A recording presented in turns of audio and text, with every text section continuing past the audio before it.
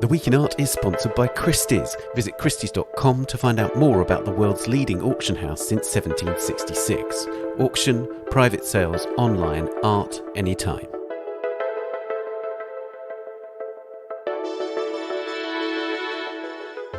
Hello, it's The Week in Art. I'm Ben Luke. This week, Emmanuel Macron has beaten Marine Le Pen in the French presidential election. What now for the French art scene? Plus, Walter Sickert in London and Gordon Parks in Pittsburgh.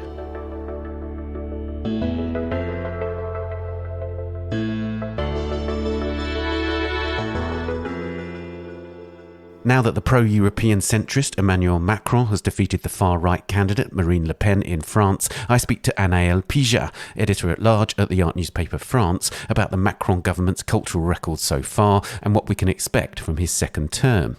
Tate Britain has opened an exhibition of work by another Eurocentric, the late 19th and early 20th century British painter Walter Sickert. I take a tour of the show with one of its curators, Thomas Kennedy.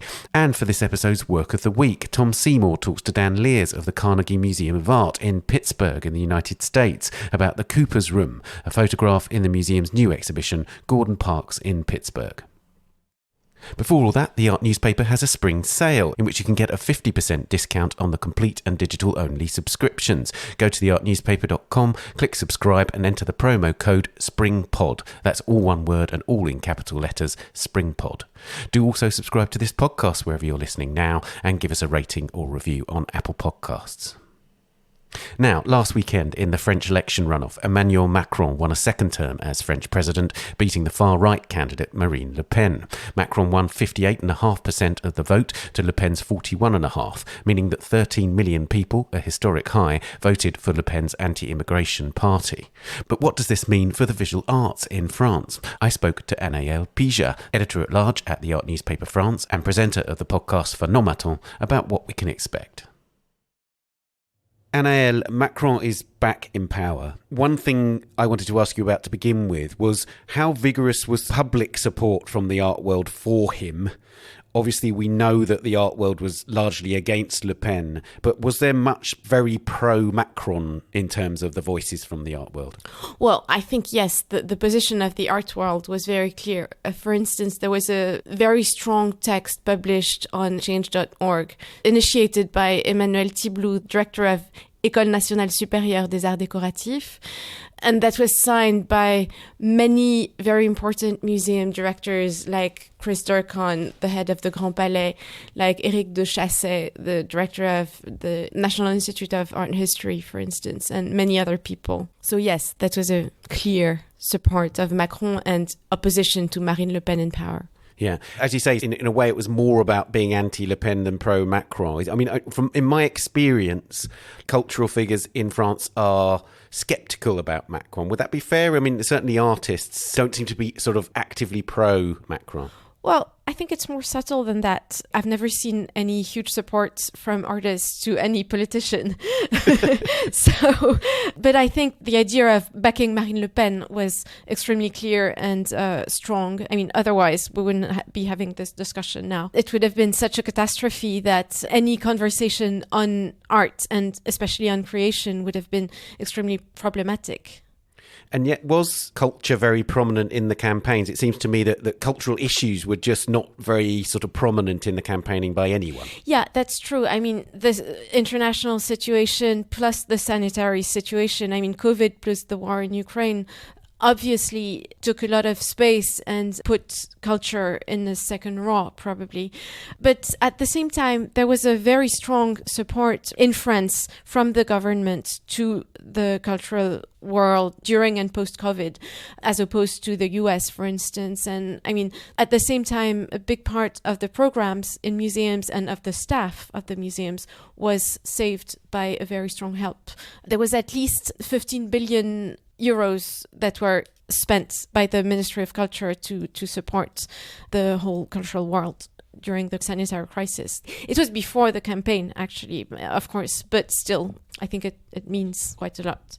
Yeah, would you say that was a sort of landmark detail of the sort of Macron government up to this point in terms of culture? Were there any other sort of strident moments in terms of their cultural policy? Yeah, that was a strong aspect. As you said, there's another thing that should be emphasized is that the big commission program that was launched a few months ago that was called Monde Nouveau, New World, to commission projects to artists. And that was very big. I mean, there are 264 projects that were selected, among which a lot of collectives. So that means that 430 artists are involved in that program.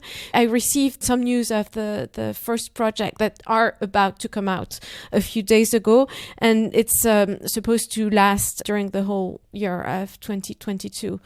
So that's another landmark that I think is quite interesting. And what's interesting also is that it was announced that a second chapter of this program, Monde Nouveau, is announced, at least. No one really knows how it's going to be organized, because in the first one, there was a jury led by Bernard Blistein, the former director of the Centre Pompidou, with also Rebecca Lamarche-Vadel, for instance, who's the director of Lafayette Anticipation, the foundation of the Galerie Lafayette. And so no one really knows how the second chapter is going to be run, but it's supposed to exist. So that's another point. Can you tell me a bit more about that program? Is that across the arts, that money, and visual arts will get a certain chunk? There's a strong presence of visual arts in Monde Nouveau, but it was announced as something quite multidisciplinary. And there's a lot of collectives that applied to the program, and a lot of associations between visual artists and, let's say, philosophers. For instance, Emmanuel Pigeat was in one of the groups, with musicians, with also people from the cinema. So it was very open and very, very broad, though I think the core of that project was visual arts. That's really interesting. I suppose Blistein's involvement, Bernard Blistein, I was going to say, yeah. Yeah, his involvement sort of almost guarantees that multidisciplinary. If you appoint somebody who's been involved with the Pompidou, a certain multidisciplinary element will come. Right? Exactly. And also it goes with the fact that there is in this program an idea of helping and protecting artists in the tough times we're going through. And in France, filmmakers, for instance, or let's say the industry of book publishing is very protected. I mean, there are some administrative status. For artists, it's less the case. And also, this government is trying to organize this status of artists. And it's in the process, I would say. And I guess Monde Nouveau is also part of this thought on the protection of artists and, in particular, visual artists. The French cultural minister is Roselyne Bachelot. How is she perceived in terms of the arts community? Will she continue as the arts minister? What's the future for her? When she arrived in power, I think it was a very big surprise for the art world, because she was not associated to visual arts, maybe more to music. But I think what has to be underlined is that Macron really kept his hand during the whole first administration on culture, especially for nomination and appointments of, for instance, a whole new generation recently of museum directors who have been appointed. And that's very good, because there's a whole new bunch of people coming to power and thinking together. Roselyne Bachelot, no one knows whether she's going to stay. But I guess the question is going to be for the next administration, whether the next minister has a real freedom or whether Macron keeps his hand on the subject. But it's always tough to be a Ministry of Culture in France. And I have to say that in the past years, many of them didn't stay very long in power. The main question for the coming months and years is going to be what the person chosen will have as a spectrum of action. Why is Macron so determined to keep his hands on culture? What explains that? I guess there's some personal answer to that question. He had a literary formation before he went to l'ENA, which is the administrative school. And he's said to be assistant of Paul Ricoeur.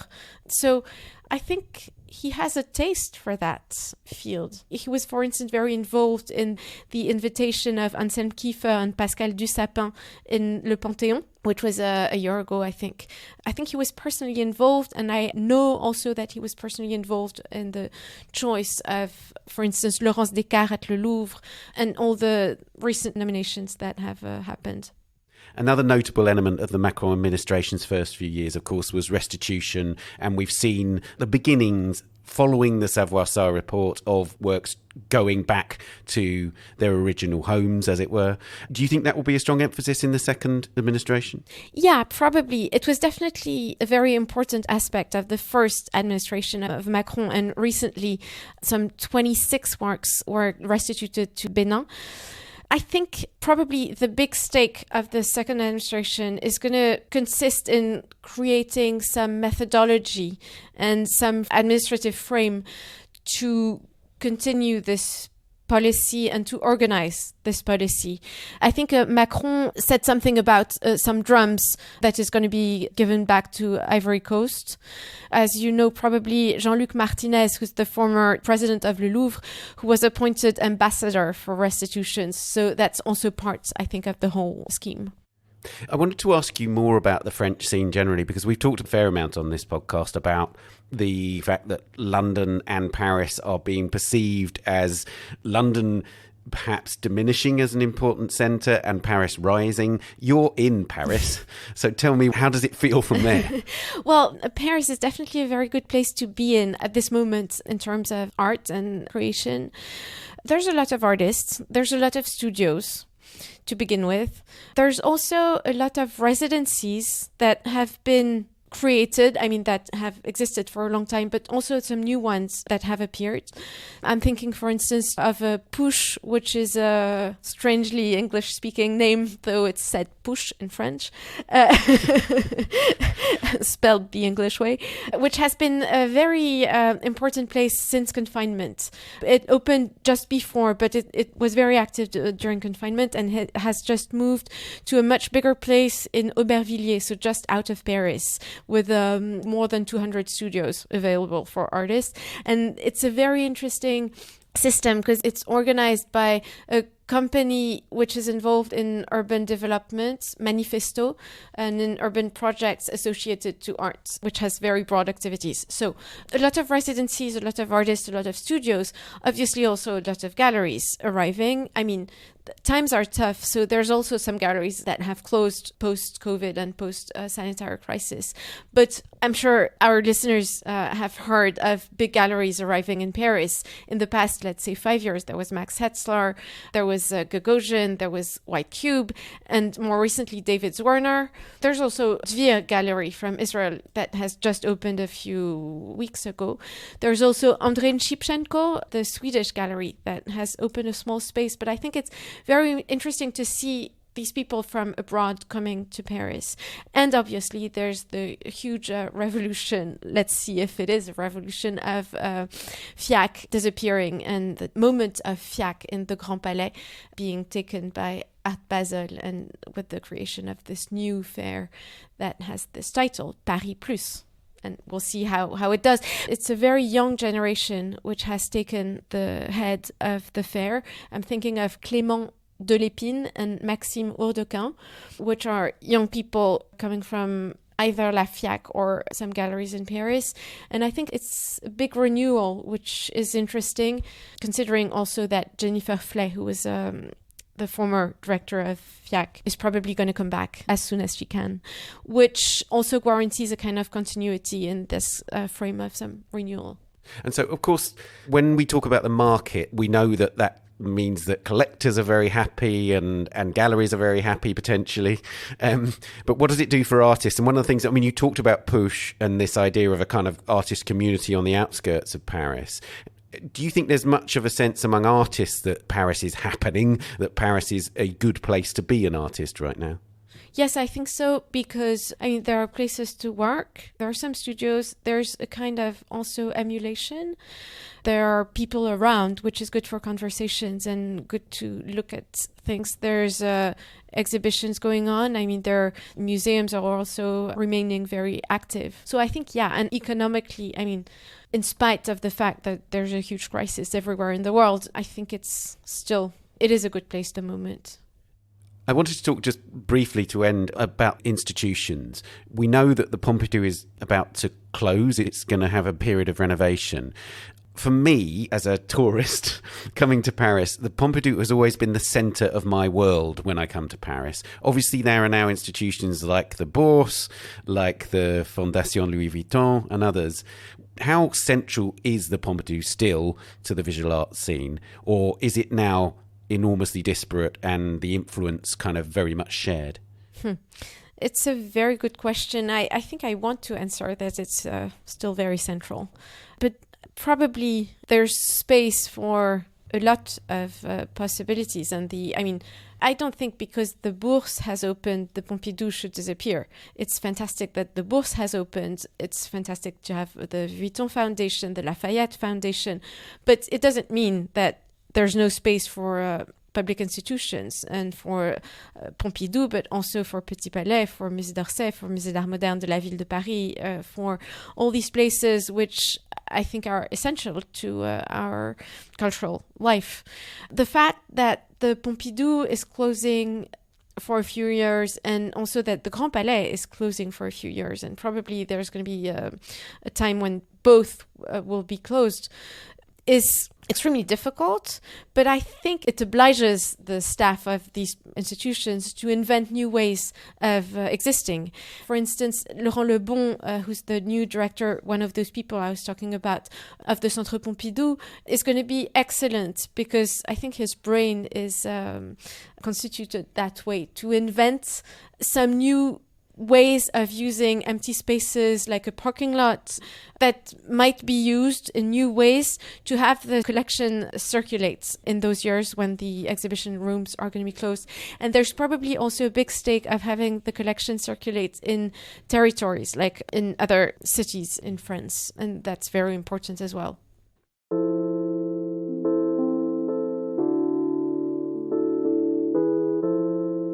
Well, Anaël, thank you so much for joining us on the podcast. Thank you very much, Ben.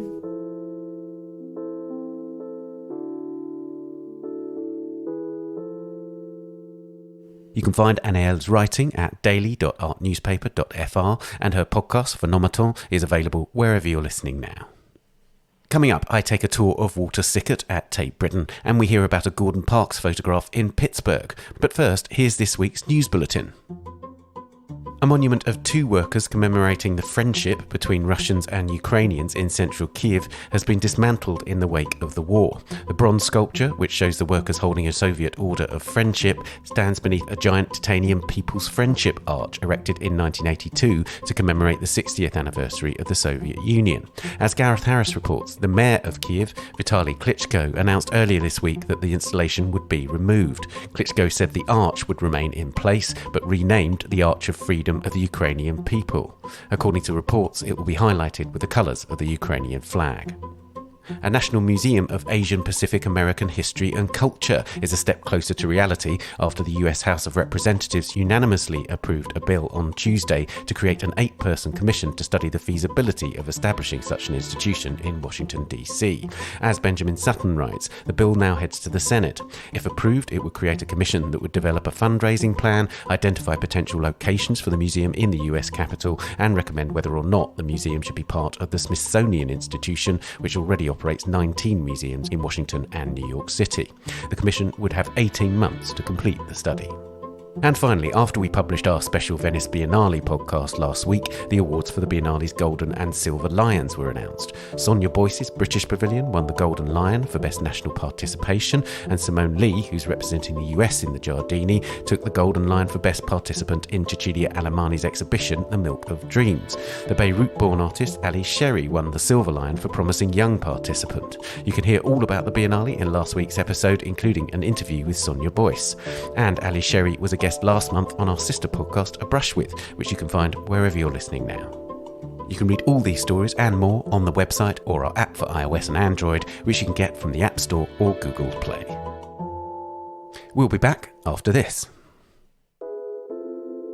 The Week in Art is sponsored by Christie's. This May, Christie's presents 2 online auctions dedicated to science and natural history. The first, Moonshot Space Photography 1950 to 1999, features a private collection of vintage photographs capturing the milestones in the history of space travel.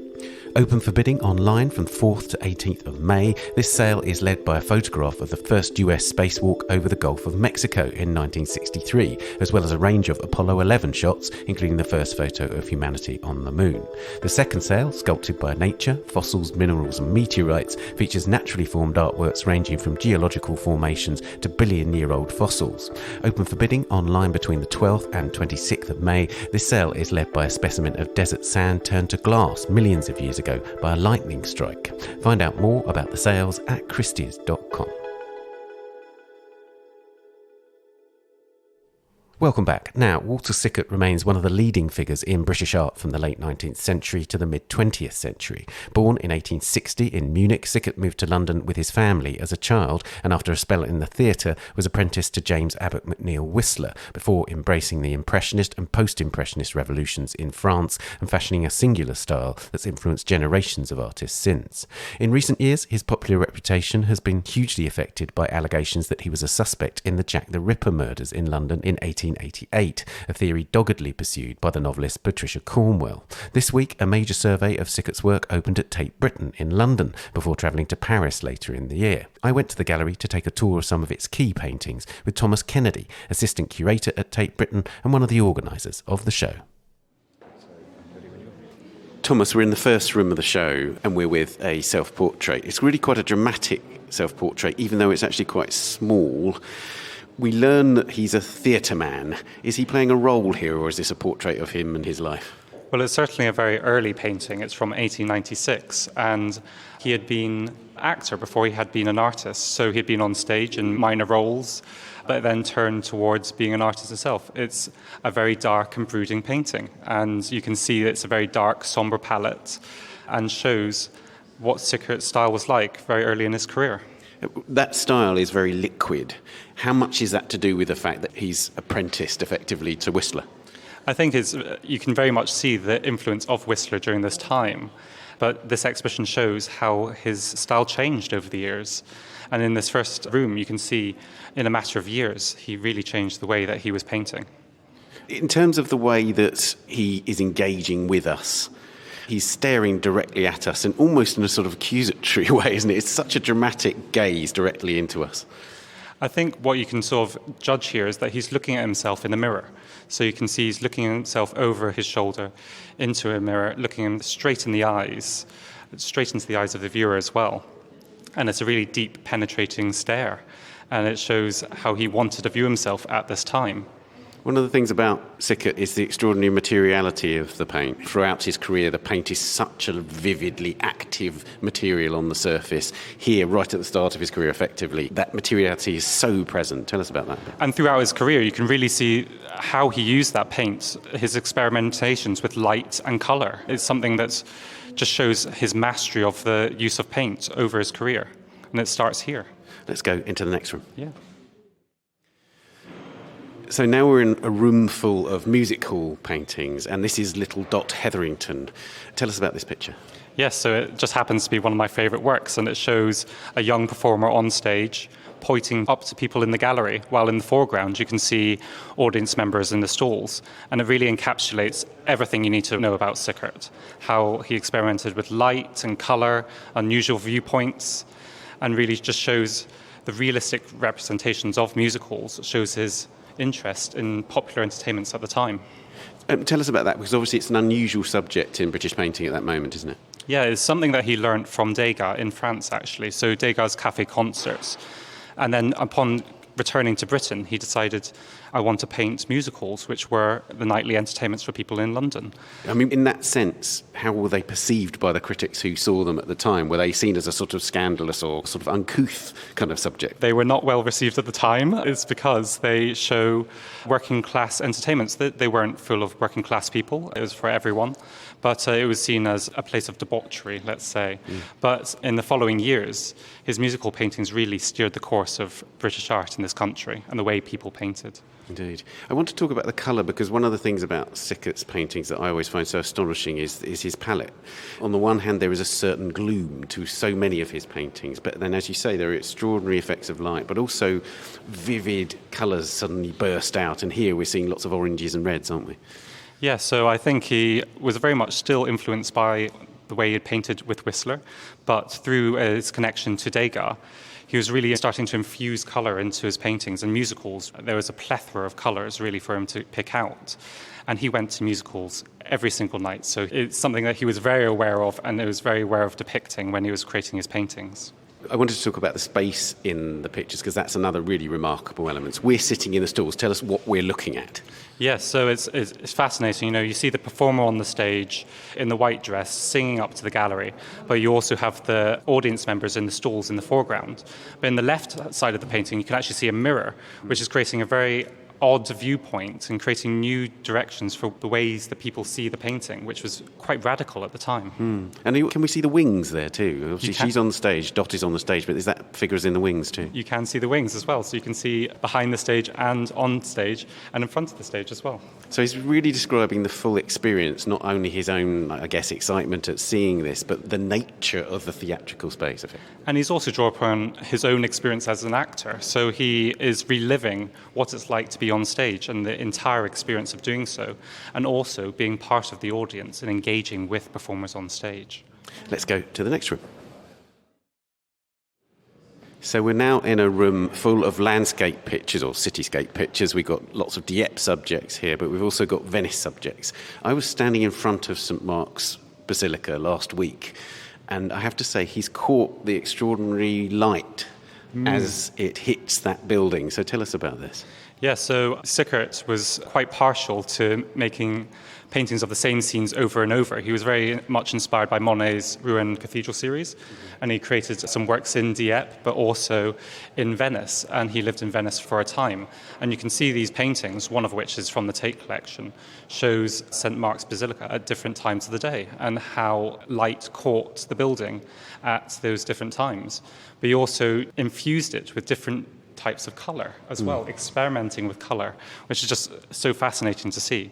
One of the things that he's caught so extraordinary, I think, is that sort of glistering quality of the mosaics and the arches above the entrance to the building and at the top of the dome and everything else. He's really good at the sort of little highlights that light up a picture, isn't he?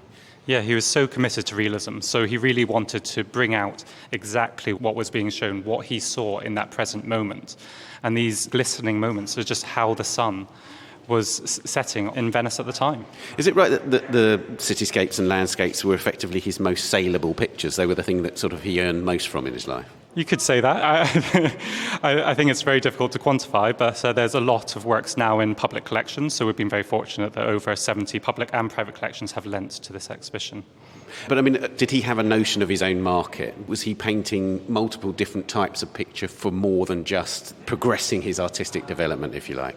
I don't think Sickert was ever really driven by the art market at all. He was always sort of doing it for himself and his experimentations with light. So these views of Venice, which he did over and over again, are really for himself and his learning how to change the way that a painting is shown. As you say, he's responding to Monet to a certain degree here in the Rouen subjects, but it's a very different kind of approach, isn't it? With Monet, it feels almost programmatic. Mm-hmm. One doesn't sense that with Sickert in the same way. Even though he's repeating the image, it feels like he wants to change the picture up each time in a different way. Yes, I think he was very consciously choosing times of the day and different ways to engage with the same subject over and over again. And it's just fascinating to see in this exhibition that you have works side by side, which show just how he was pushing the boundaries of painting. Yeah. Let's go to the next room.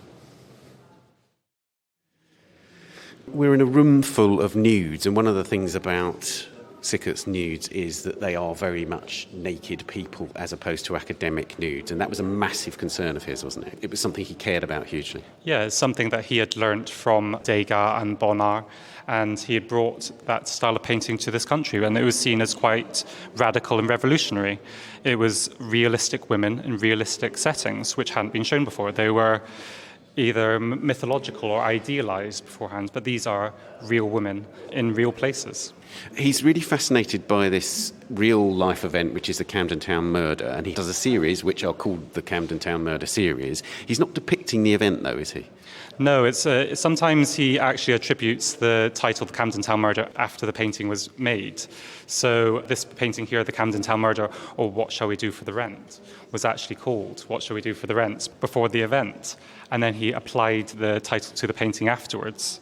So why did he do that? Was it a sort of desire for publicity? Why did he tap into this event in Camden? I think he was very aware of what was happening in newspapers at the time, and he was aware of how saleable they could be if he attached this title to the work. And so what we're looking at here is a man sitting on the end of the bed forlornly, while a naked woman lies beside him. And in the original context, as in What Shall We Do for the Rent, it could be she's sleeping and he is fretting. Mm-hmm. But of course, if you then position it within the context of the Camden Town murder, the idea of this picture completely shifts, doesn't it? Yes, it's something that Sickert was always keen to, avoiding absolutes in his paintings. It's very much a conversation between a man and a woman, the way I view it, of course, but it can be seen as a dead woman on a bed. And it's the way the audience interpreted this painting. And how did the audience interpret it in Sickert's own time? Well, I don't think they were well received when he first showed them, because it is a new way of painting. It's for a very conservative Britain at the time, with these idealized and mythological beings. These women were not well received, but actually it changed the way that we paint news in this country. Artists like Lucian Freud and Francis Bacon, they were very much inspired by Sickert's practice. One of the things about this room is that, of course, coming at it in the 21st century, we're looking at this with a very different kind of moral viewpoint, if you want to say. At the time, as you say, they were received by the very conservative British press and public at that time, and it was the woman's morals which were questioned to a certain degree. There was this idea that these women might be prostitutes or whatever that was problematic. Now I think a sort of 21st century concern is about the male gaze and about the male attitude in these pictures, and therefore what is Sickert's attitude? He's obviously got this unflinching eye when he's portraying nudes in this room. What can we say, what can we detect about his attitude towards women and this sort of frankly very stark male gaze that we're confronting? Yeah, I think the male gaze is something that definitely needs to be discussed, but I think the women do have their own agency. They may have been sex workers, or they may have been just friends and models of Sickert. But Sickert certainly paid them for the services to be able to be a model for one of his paintings. So we do actually know a number of the names of these models. So we believe this is Hubby and Marie. But yes, it's certainly a conversation that we need to have. We know that he was fascinated by the Jack the Ripper murders, and Patricia Cornwell, the novelist, has run with this idea that Sickert may be Jack the Ripper. You address that in the catalogue, I know. So what is the official position of Tate on the whole Jack the Ripper rumours? Well, it's a very exciting story, but it's just a story. There's no evidence to prove that Walter Sickert was Jack the Ripper at all. And experts of Walter Sickert don't believe it either. In this exhibition, we don't discuss these baseless rumours, but instead focus on his artworks and how important his artistic legacy was. But in a way, it's kind of clouded the sort of reputation of Sickert in terms of he's become almost more famous because of Patricia Cornwell's accusations than he has for his paintings. So is this show a kind of response to that to a certain degree? Well, I think in the era of true crime that we're living in, I think it's certainly a fun story, but actually there's no basis to it whatsoever. And we're really not discussing at all, apart from in the exhibition catalogue, which you're very welcome to buy. Okay, and I wanted to also talk about the influence of Sickert in the many, many decades after his death. You have got a Lucian Freud hanging in the next room. His influence, it seems to me, is extraordinarily broad, because when I think of Sickert and his influence, I think of Howard Hodgkin, for instance, who was a great fan of Sickert's, and in a way he sort of picked up on his artistic language as much as the kind of that very stark gaze that we were talking about earlier on. But you wanted to really explore that in the show, to actually have an example of his legacy here. Yeah, so I think it's really important to show that artists like Francis Bacon and Lucian Freud were keenly inspired by Sickert. And if they hadn't been connected to Sickert, I think Sickert's legacy really reverberates throughout art history in this country. Up until now, there are many contemporary artists that are inspired by Sickert, and we hope they can come and see the show and be inspired once again. And I was struck by the fact that you've even invited a couple of contemporary artists to write on Sickert for the catalogue. Yeah, so Samaya Critchlow is writing about nudes in the catalogue, and Kay Donaghy is looking at the portraiture as well, which she explores in her own practice. Right, let's move into the last room. So we're now in a room which is all about Sickert's use of photography in the last years of his career. And you can actually wonderfully see the grid which he used to mark up this painting here, which is of King Edward VIII. Tell us about this. Yes, so Sickert, in the last years of his life, was still innovating once again. He was using newspaper photographs, small black and white photographs, and enlarging them, and then infusing them with colour to create these rather colossal works. And one of the things that really strikes me about this picture is how rough the canvas is. Was that a sort of common technique of Sickert's? Yeah, I think at this stage of his life that he was really quite interested in this very rough way of painting. And it's very fine because you can also see, as you say, this grid technique in the way that he created the painting, drawing squares on the small photograph and then enlarging it to create this huge 2-metre canvas. Obviously, one of the things it seems to be telling us is that Sickert is very interested in a different form of royal portraiture. We're looking at a portrait of a king, very brief king, now a famous rogue of British culture. And obviously, this is a very different kind of painted portrait from those that would have been the official portraits of that era. Yeah, he's not looking very royal at all, but it looks quite uncertain in the painting. And I think that's the beauty of photography. You capture a person in that moment, regardless of who they are. And Sickert was very interested by this photograph and created this colossal painting from it. Is it another sort of legacy of Edgar Degas? Because, of course, Degas was using photographs in his own work. Is this where Sickert sort of took that from and developed? Yeah, and I think before that, you can see Sickert was sketching like Degas was as well. So it shows how both of them were evolving with technologies happening at the time. And this shows popular culture again in 1930s. And rather nicely in the vitrine nearby, you've got a report in which the novelty of this is really spelt out, because it actually says, a novel portrait of the king, picture painted from a press photograph. So it really was perceived as this kind of radical way of depicting royalty, or depicting anything, frankly. Yes, and in this other article belowhand, you can actually see that the photographer hadn't been told by Sickert if he could use his photograph. So Sickert was certainly taking photographs and creating the paintings regardless. But in the end, the photographer was very pleased to be immortalised in this work. It was really interesting because actually there's ongoing debates about, artists stealing images and appropriating them for their own means. And it's amazing how that debate has rumbled on since the first use of photographs. Yeah, this is the 1930s, so it's almost 100 years of that conversation.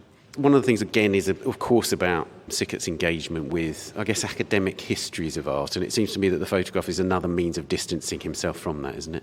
Yeah, I think he was very much a teacher at this time as well as an artist. So he was looking for new ways for his students to engage with painting once again.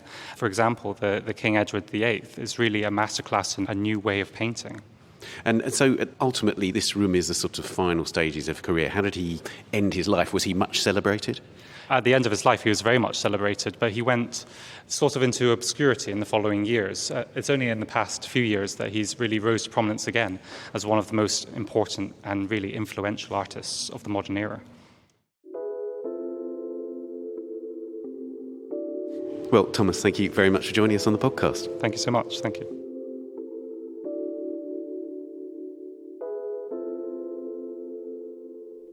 Walter Sickert is at Tate Britain until the 18th of September. It then tours to the Petit Palais in Paris from the 14th of October to the 29th of January 2023.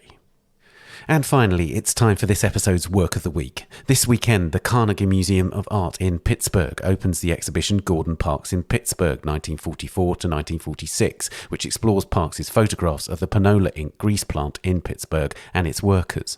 Our associate editor, Tom Seymour, spoke to Dan Leers, the curator of the exhibition, about one of the images in the show taken in the Cooper's room of the factory in March 1944.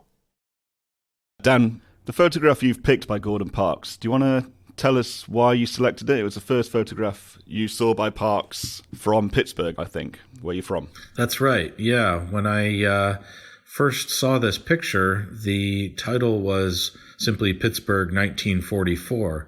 And I wasn't aware that Parks had photographed in Pittsburgh at all. And when I saw this picture, which I think is such an incredible, iconic image, I just had to know more as to whether or not he had made more pictures here and what the story was behind this one. So I reached out to the Gordon Parks Foundation just outside of New York City and said, hey, can you tell me some more about this picture? And they said, we don't have a lot of information on it ourselves. Let us do a bit of digging and we'll get back to you. And when they did, we realized that, in fact, this was a major assignment that Parks had undertaken. And there were several hundred pictures from the time. And I think it's a critical moment both in the history of Pittsburgh, the history of this country, and certainly in the trajectory of Parks's career. He was 32, I think, when he took this picture. Right. He was born in Kansas in 1912, one of 15 kids. His father was a farmer, so quite a humble beginnings. And I think he lived on the streets basically from the age of 15. What was going on in his life when he took this picture at age 32?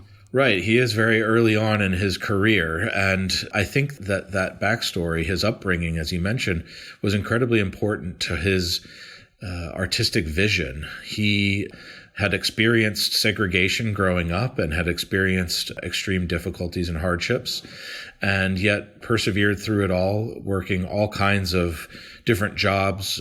He was a waiter, he was a porter on a rail car, and in fact it was on that rail car traveling from Chicago to Seattle that he first saw the photographs from the Farm Security Administration of conditions during the Great Depression. And he was very much struck by those photographs and the human stories that they told. And so just after seeing them, he went to a pawn shop, purchased a camera, had the pawn shop owner show him how to use it, and set off taking pictures, completely self-taught and just flying by the seat of his pants.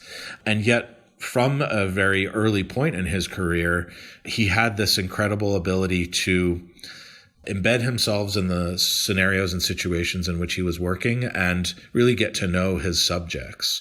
So this particular photograph was made just as Parks was finishing work for Roy Stryker, the gentleman who had started the Farm Security Administration photographic efforts, had eventually hired Parks on as part of the Office of War Information, and then eventually was hired by the Standard Oil Company to create a picture library for their corporation that documented all of the plants and workers around the world that fell under the Standard Oil corporate umbrella. And Parks was one of the first photographers that Stryker brought with him to help start this library, and sent him to Pittsburgh in March of 1944 to photograph the Panola grease plant, which was producing lubricants to supply troops on the front lines during World War II. And I think this particular picture sums up so much about this moment as well as this specific factory.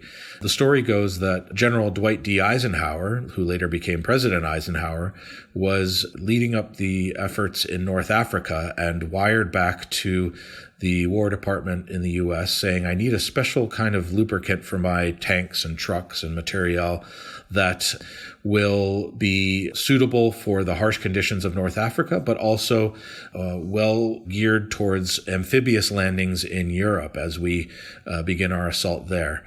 And the U.S. government turned to Standard Oil, who said, yes, we'll come up with a new formula. They did. And when they first started to put the formula into production at a plant in Baltimore, they had such a tremendous need for this that it broke the equipment. So then they turned to this Pittsburgh plant, the Panola grease plant, which was able in a matter of 48 hours to produce some 90,000 gallons of this special, what's now called Eisenhower grease. And this gentleman in this picture is a key part of that process. Gordon Parks is obviously black, and the man in the photograph is also black. This photograph was taken in 1944, so 20 years before the Civil Rights Movement. So it strikes me as remarkable that Parks was able to have the sort of career that he had, given what was happening in America at the time. Do you have any thoughts on that? Yeah, I think, again, because of his keen eye and his ability to embed himself and get the story. Parks was given a great amount of leeway by Stryker and in turn by the clients that Stryker was working for. And that's certainly the case here, where Parks was documenting certainly the production of this grease, the industry of this plant, because that is a part of the story. But I think more importantly, he's focusing on telling that story through the faces of the individuals. And having worked menial jobs himself, having experienced difficulties in racism and segregation, he knew a lot about what these people had experienced. And so he is setting out to try to tell those kinds of stories, what we might call the humanistic stories, with his photographs. And in part, he's doing that through his actual choreography within the picture. So it's important to remember that even though this looks like a candid scene, it in fact was highly staged.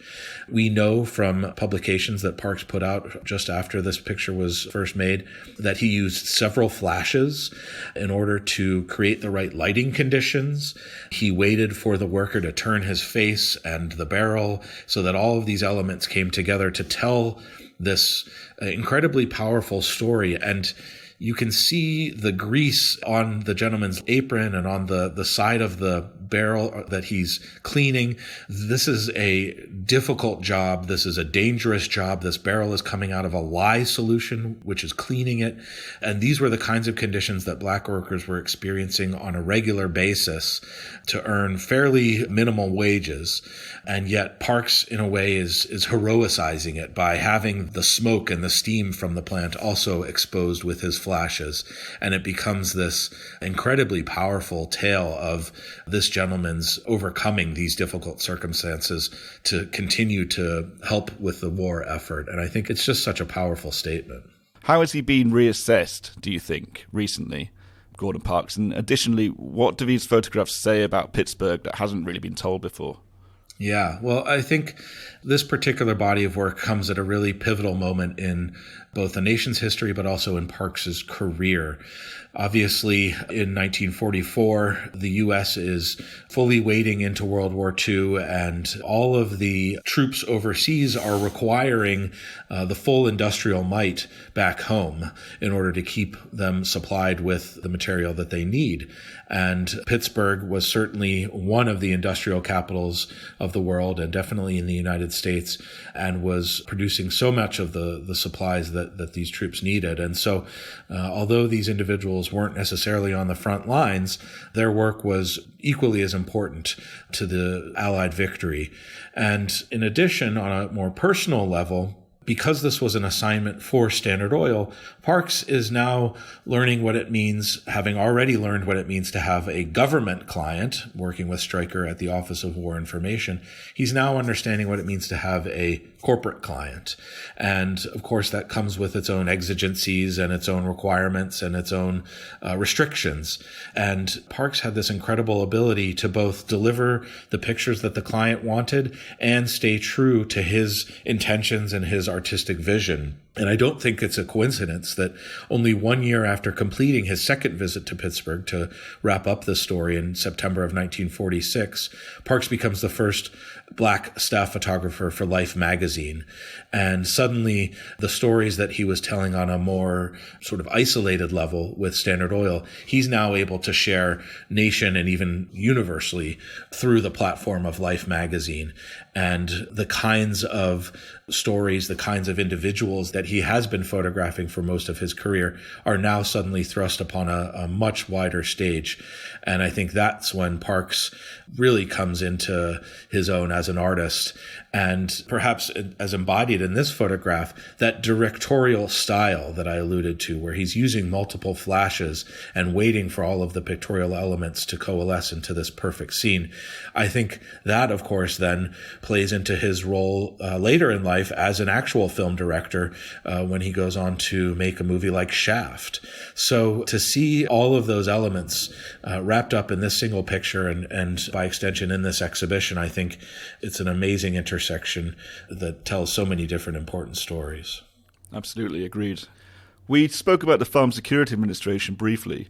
For listeners that aren't fully aware of the significance that government body had on the history of photography. I mean, for example, the Farm Security Administration was really significant when it comes to Dorothea Lange and pictures like Migrant Mother, which is one of the most famous pictures of the 20th century. So tell us about the FSA, and in addition, can you see something like the FSA happening today in this era, or is it something particular to that part of history? Yeah, well, absolutely. The FSA was critical to the establishment of documentary photography, telling these individual stories and sharing them on a scale that resonated across the country. And of course, Dorothea Lange, Walker Evans, a number of photographers got their start during this time. And it was, in fact, created in part as a way to give photographers and artists an income source during the Great Depression, when so many Americans were feeling the hardships of life. And so people like Lange traveled to places like the Dust Bowl in Oklahoma and sought out these individuals and these individual stories that they knew could sort of embody the experiences that many Americans were feeling. And I think that's exactly what Parks experienced when he saw these pictures in a magazine that was left behind by a writer on the train where he was working. He was immediately gripped by the faces of these individuals and the difficulties and the hardships that was written across them. And so he, I think, set out to make pictures like that and to tell stories like that, and specifically to tell stories as a Black photographer that other photographers either didn't have access to or simply weren't interested in making. And I think that in and of itself is a major contribution to the history, in that he is gaining access to and photographing people in places that were otherwise left out of mainstream media. In terms of whether or not something like a government agency like FSA could continue today or function today, I think with the advent of digital photography and smartphones, photojournalism in a lot of ways has turned into a much more civilian-led undertaking. And with the prevalence of this technology, you have people who maybe weren't trained as photographers, but who have that same kind of access that Parks was seeking out, who are making pictures that are resonating and getting picked up and shared throughout social media and making a difference around the world. And so certainly agencies like Magnum are still quite relevant and still sending great photographers to cover important stories. And I think those stories are being supplemented by ones told just by everyday people with their smartphones, who are bearing witness to both great joy and great tragedy around the world. Gordon Parks is no longer with us. He died in 2006. You've spent a lot of time with his imagery. If I could bring the Gordon Parks who was making these photographs in his early 30s into the room you're in now, and you could ask him a question, something that has evaded you by looking at his photographs that you'd want to know, what would your first question be? Well, would we be so lucky to be privileged to be in the presence of Parks really coming into his own as an artist? I just think it would be a tremendous opportunity. And I think what I would want to know from him was how he could so strategically balance what the client wanted on an assignment with what he felt needed to be said. This is something that photojournalists and artists more broadly have grappled with ever since work for hire began. You want to tell the story that the client needs, and in fact, you might not even get paid if you don't tell that story, and yet you have to stay true to yourself as an artist. And Parks was an absolute master of that, and I would love to hear from him as to whether or not there were strategies that he was using, what sorts of communication he was undertaking in order to achieve those. And, you know, he probably, being the modest guy that he was, would say something like, oh, I don't know, I just did what I do. But I have a feeling that there was a great deal more strategy and life experience that he brought to bear to help him really achieve that incredible balance.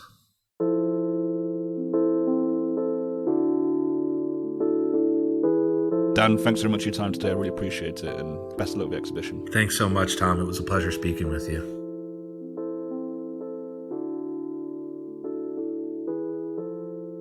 Gordon Parks in Pittsburgh, 1944-1946, is at the Carnegie Museum of Art in Pittsburgh from tomorrow, 30th of April, until the 7th of August.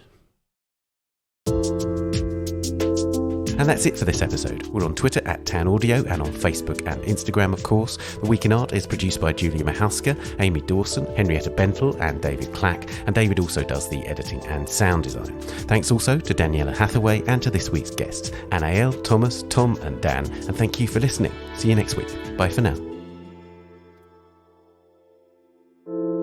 The Week in Art is sponsored by Christie's. Visit christies.com to find out more about the world's leading auction house since 1766. Auction, private sales, online, art, anytime.